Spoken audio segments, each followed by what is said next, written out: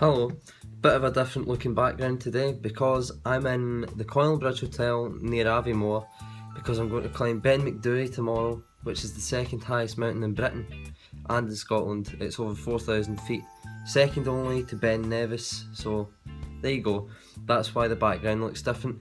But even though I'm away, I'm still doing a video today, and tomorrow there'll be one up tomorrow, although it won't be this background, it'll be from my room again. So thank you very much for sticking by me, everybody, and I hope you appreciate the fact that I'm still going to make videos despite the fact I'm away. How lucky are you? But anyway, today the point of this video is to say it's basically a kind of serious versions of the How Radicals Think, and it's that they basically both extremes think the same. They're the same side of an identitarian coin that no one wants and has gone out of use. It's not legal tender anymore. It's been thrown away down a drain. But there you go.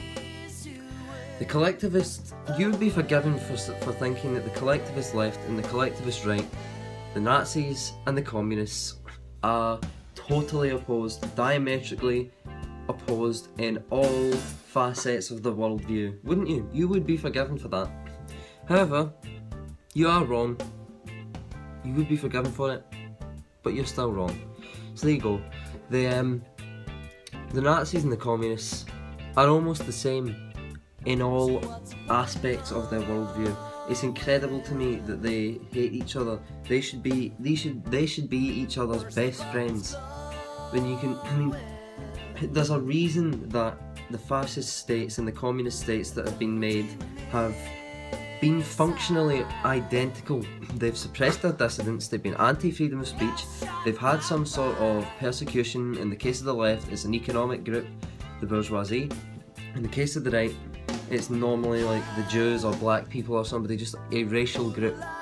There's always persecution of a group, and there's always collectivism and no freedom and some sort of, in quite a lot of them, there are genocides, quite frankly. So I mean, they are functionally almost the same. They're very authoritarian, they're very collectivist, don't like freedom, all of these things.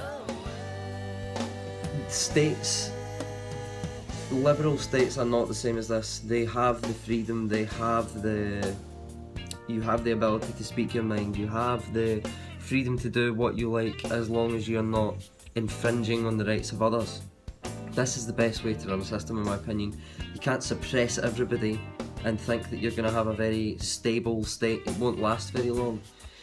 But there's it's quite funny to me, really, that all the Horseshoe stuff that the alt-right do, when you say that they're just right-wing SJWs. Horseshoe theory's true. Like, I mean, you can say that all you want, but my horseshoe is not an argument. Like, Spergs, it's not an argument. It's just trying to invalidate what the other person is saying, even though they're correct. It's not incorrect to say that the right-wing collectivists and the left-wing collectivists think the same.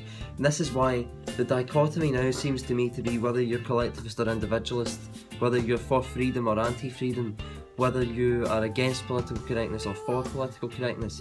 The dichotomy now in the political system does not seem to be left or right, because that's outlived its use, to be honest.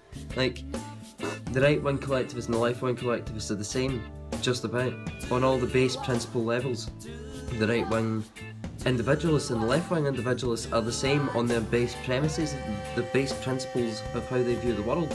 And you can see this in how the millennial woes debate with the Antifa professor from UC Berkeley, Mike Isaacson, went. They agreed on almost everything, on the fundamental base principles of how they feel the world should be run. They agreed on all of them. They agreed on the political violence, they agreed on the anti-freedom, they were collectivists, they were both collectivists. They were, in essence, the states that were going to be set up based on their principles would be totalitarian. And both, in my view, are total cancers on the culture. Not those individuals, I'm sure they're nice individuals, but their ideas, their ideologies are cancers upon the culture. Identity politics gets into institutions and ruins it. They aren't they aren't equipped to debate each other for this reason. Since they agree on almost everything, they just disagreed on the group that these things should be done to. They can't really debate each other. It makes for interesting conversation, but it's not a debate. They agree on everything. That's not a debate, that's just a general conversation. It was interesting though. I'll leave the link to that in the description. You should definitely watch that because it's very, very interesting to see that my horseshoe was proved right. Alt-righters. I don't see how the progressive left can't see that, to be honest. They seem to despise the alt-right, but they are basically the mirror image of the alt-right.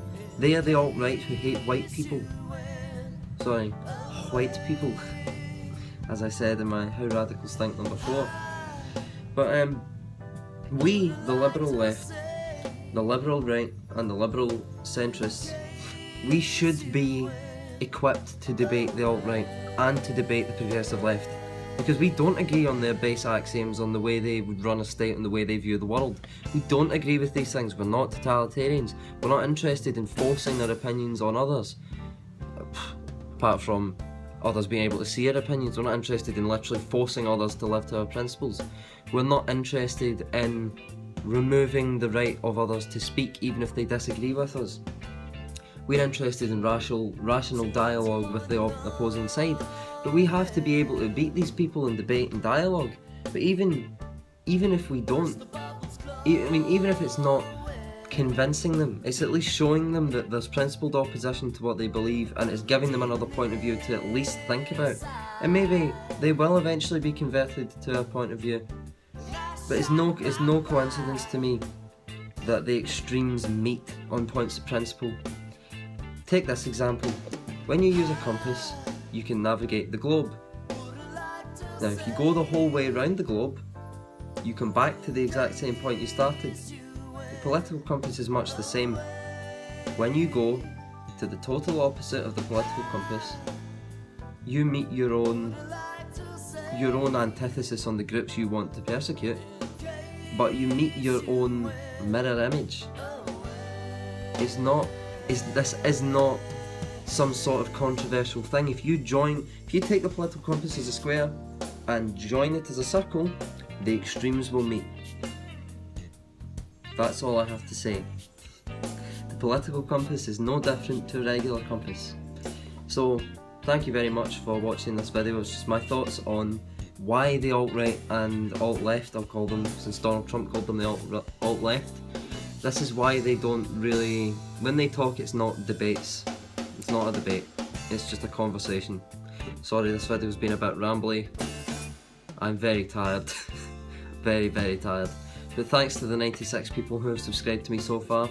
Share my videos. Subscribe if you like them, if you're new. Like my videos. Comment on them. Let me know what you think. Especially if you disagree. If you disagree, I want to have it out with you. Because I want to see why you disagree.